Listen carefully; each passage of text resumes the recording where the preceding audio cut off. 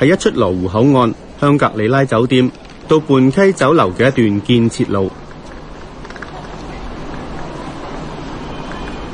星期日朝早11點，經常見到呢班人坐喺度，一有目標就會跟喺後面。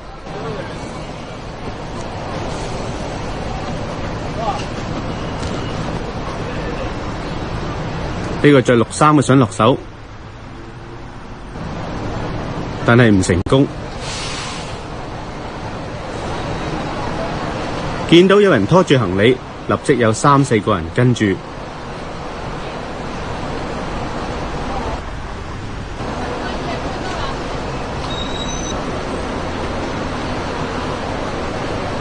遇到被發現，會有同黨掩護。其中呢個着深色 T 恤嘅出手頻密，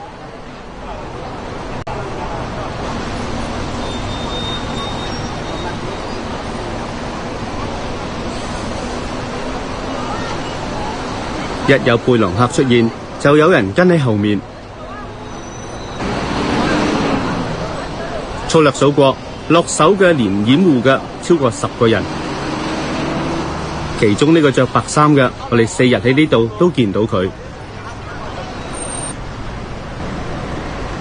另一個星期日，扒手換咗人，落手嘅係新疆人。後面白衫嘅同着深色衫嘅都係同黨。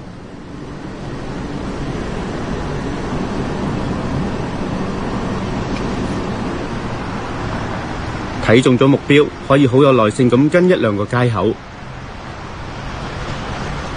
着深色衫嘅同黨轉眼又有目標，佢偷咗男事主嘅手機放入褲袋，事主仲係懵然不知。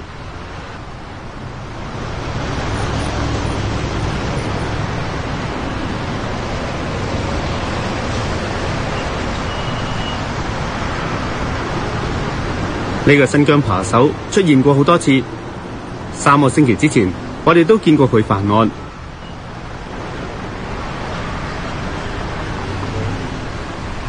就是看到他首先是跟上了前面一個男的，他是一镊子去夾，然後沒夾到，一手去拿掛在腰上的那個手機嘛，都拿出來了，然後我這個是已經衝過去了，然後那個時候失主也已經發現了，他就打那個失主，然後我就過去把他抓住了，就這樣子。